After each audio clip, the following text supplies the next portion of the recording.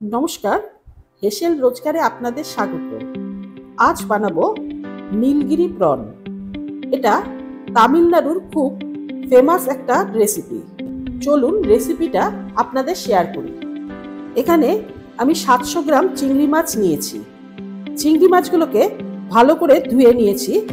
তারপর চিংড়ি মাছগুলোতে নুন, হলুদ আর সামান্য সর্ষের তেল দিয়ে ম্যারিনেট করতে হবে। চিংড়ি মাছগুলো পিঠের দিক দিয়ে অনেকটা করে চিড়ে দিয়েছি। এতে চিংড়ি মাছটা ভালো করে পরিষ্কার করা যাবে আর মশলাটাও ভালো করে বিদ্ধ হবে। মাখা হয়ে যাওয়ার পর 10 থেকে 15 মিনিট ম্যারিনেট করব। আর লাগবে একটা বড় পেঁয়াজ, এখানে আমি কুচি করে নিয়েছি, আর একটা ছোট পেঁয়াজ বেটে নিয়েছি, কয়েকটা কাঁচা লঙ্কা, কিছু রসুন চপ করে নিয়েছি।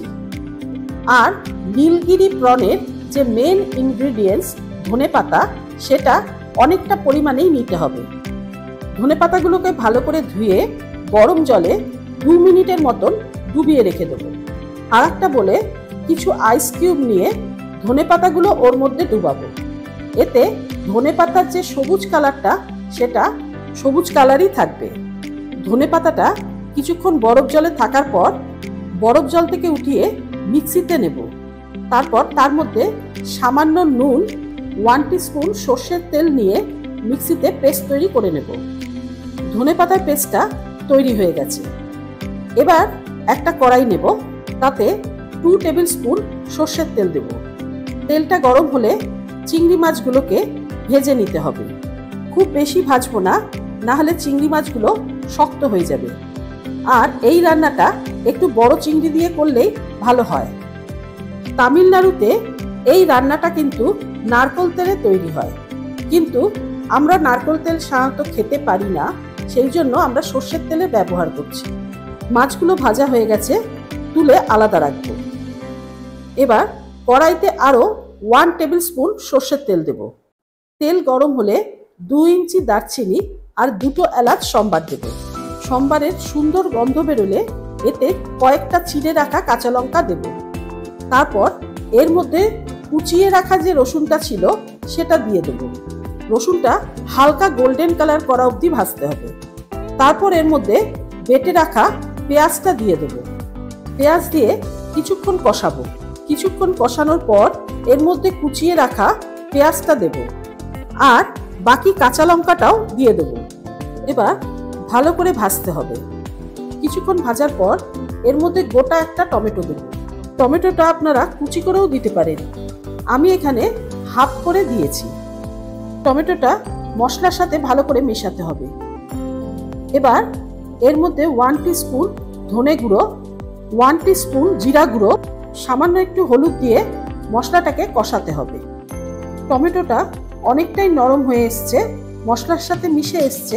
গোটা টমেটো দেওয়ার জন্য টমেটোর যে খোসাটা, সেটা সহজেই বের করা যাবে। মশলাটা অনেকটা কষানো হয়ে এলে এতে ধনেপাতার পেস্টটা দিয়ে দেব। তারপর এতে সামান্য একটু লেবুর রস দেব। আপনারা গন্ধলেবু বা পাতিলেবু যে কোনো একটা ব্যবহার করতে পারেন। এবার ধনেপাতা বাটাটা মশলার সাথে ভালো করে কষাতে হবে।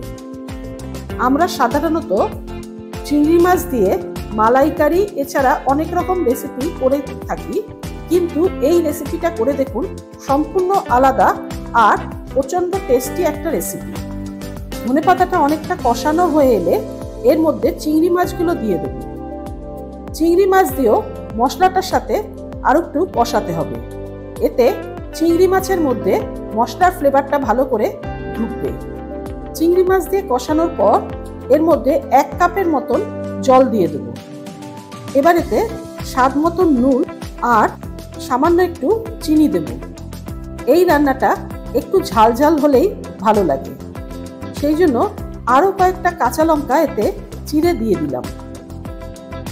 এবার মাছটাকে সিদ্ধ করার জন্য আর মশলাটা যাতে মাছের মধ্যে বিদ্ধ হয়, সেই জন্য একটু ঢেকে দেব। এবার ঢাকনাটা খুলব।